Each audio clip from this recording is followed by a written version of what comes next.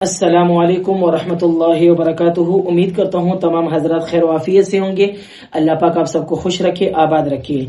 علیکم بسنتی کتاب جو ہے، اس حوالے سے میں ماشاءاللہ آپ کو ہر ویڈیو میں تقریباً باتیں بتاتا رہتا ہوں کہ ہمارے نبی صلی اللہ علیہ وسلم کو کیا چیزیں پسند تھی، کیا چیزیں، کس چیز کو آپ نبی صلی اللہ علیہ وسلم فالو کیا کرتے تھے۔ اگر ہم بھی ان چیزوں کو دیکھیں سنیں، انشاءاللہ ہماری زندگی بھی جو ہے، ہماری زندگی بھی بالکل ایسی ہو جائے گی کہ ہمیں انشاءاللہ زندگی میں رہتے ہوئے ہمیں مزہ آنے لگے گا۔ صلاۃ ظہر یعنی ظہر کی نماز کے لیے ہمیں کیا کرنا چاہیے؟ آج کل تو عموماً یہ ہے کہ بھائی وضو کرو، نہ سنت پڑھو، فرض پڑھو، پھر جی 2 رکعت اور سنت پڑھو، جی نماز ہو گئی۔ یہ تو ٹھیک ہے، یہ تو ہو گئی ہے، اس سے میں انکار نہیں کرتا، لیکن ہمارے نبی صلی اللہ علیہ وسلم کا طریقہ کار کیا تھا وہ تو ذرا سمجھ لیں۔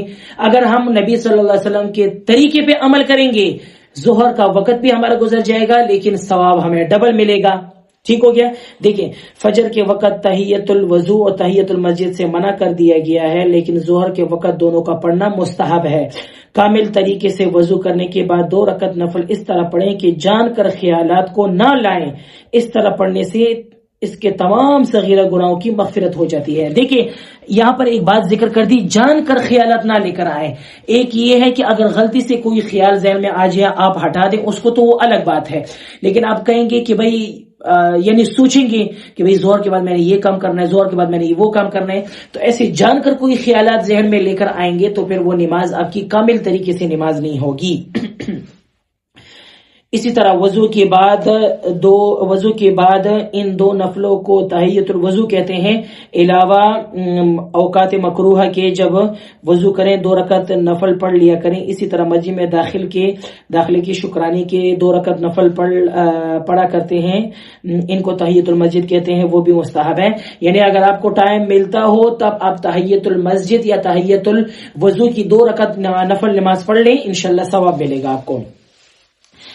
نماز کے لیے وضو کرنے، گھر سے چلنے، راستے کی اور مسجد میں داخل ہونے، مسجد میں بیٹھنے، صف باندھنے اور جماعت کی تمام سنتوں کا خیال رکھیں جو فجر کے وقت میں بیان کی گئی ہیں، یعنی تمام چیزوں کا خیال رکھنا چاہیے۔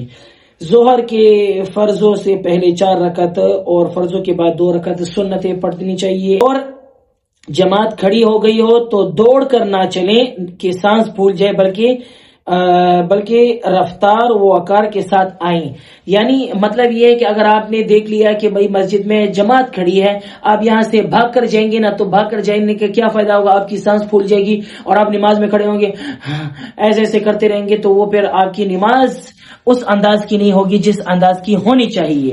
سمجھ میں آگے نا؟ اگر آپ کی نماز جماعت نکل رہی ہے، آپ کو پتہ چل رہا ہے کہ بھئی امام صاحب اب آگے رکوع کرنے والے ہیں، تو اپنی رفتار کو تھوڑی سی تیز رکھیں، بھاگیں گے تو نقصان آپ کا ہوگا۔ کیونکہ ایک دفعہ میں ایسی تھا، مسجد میں بیٹھا ہوا تھا، کراچی کی مسجد میں، تو میں نے ایک بندے کو دیکھا، میں نے بھی وضو کیا، اس بندے نے بھی وضو کیا، لیکن وہ بندہ نا وضو کرتے وقت بھاگ کے جا رہا تھا مسجد پہنچنے کے لیے، لیکن وہ جب بندہ گرا، اللہ معاف کرے، ایسا عجیب قسم کا اس کا سر لگ گیا نا، کیونکہ ظاہر بات ہے ٹائل وغیرہ ہوتی ہیں، ماربل وغیرہ لگا ہوتا ہے، تو اس کے ساتھ اس کا جو بندے کا سر لگ گیا نا، میں وہ بیان نہیں کر سکتا۔ میں ادھر ہی میں بھی مطلب ایک بیٹھ گیا، میں نے کہا یار یہ اس بندے کو کیا ہو گیا، دیکھو کیا ضرورت ہے اس کو بھاگ کر جانے کی۔ ٹھیک ہے، وہ مسجد کے لیے یعنی جماعت کے لیے پہنچنے کی کوشش کر رہا تھا، ٹھیک ہے نا، پہنچنے کی کوشش کر رہا تھا، کوئی اچھا کام کر رہا تھا، برا کام نہیں کر رہا تھا، لیکن اللہ معاف کرے وہ ایسا بندہ گرا کہ میں تو کہتا ہوں کہ اس کے بچنے کے چانسز بہت کم ہوں گے، کیونکہ اس کا خون نکل رہا تھا۔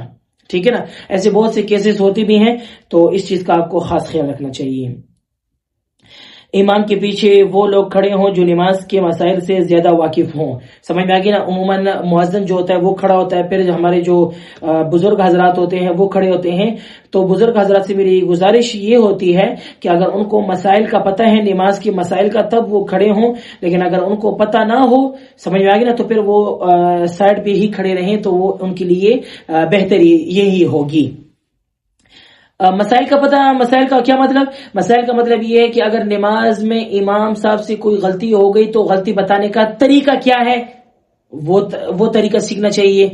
امام صاحب مثال کے طور پر نعوذ باللہ کسی وجہ سے اگر وہ امام صاحب بے ہوش ہو کر گر گئے یا مر گئے، جو بھی حالت ہوتی ہے، تو نماز کے دوران ہی ایسا ہوا تو اب جو پیچھے بندہ کڑا ہے ٹھیک ہے نا، اس کو اتنے مسائل آنے چاہیے کہ اگر امام صاحب کو کچھ بھی ہو گیا تو مجھے آگے کیا کرنا چاہیے، کیا طریقہ کار اختیار کرنا چاہیے، تو ان طریقوں کو سیکھنا چاہیے۔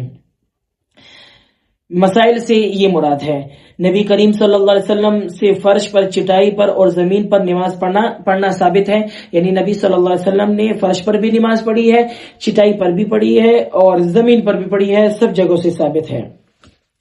نماز زمین پر نماز پڑھنا چٹائی سے افضل ہے، چٹائی پر کپڑے سے مصلے سے افضل ہے بس، ٹھیک ہے نا۔ یعنی اگر ہمارے مسجد میں کارپیٹ وغیرہ بچھی ہو تو اس سے بھی کوئی حرج کی بات نہیں ہوتی، اپنے دور کے لحاظ سے ٹھیک ہے ہمارے لیے بھی۔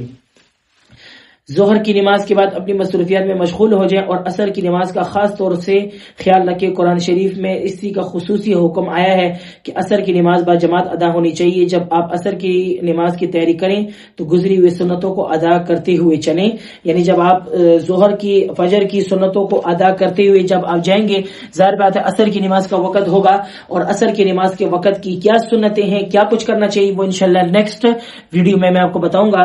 آپ نے یہ کرنا ہے کہ آپ نے اس ویڈیو کو زیادہ سے زیادہ لوگوں تک شیئر کریں تاکہ لوگوں کو نماز کے حوالے سے بات پتہ چل جائے، اور دوسرا یہ کہ آپ پوری ویڈیو واچ کیا کریں، اور اگر آپ میرے چینل پہ نئے آئے ہیں لائک سبسکرائب لازمی کیا کریں اور سپورٹ بھی کیا کریں۔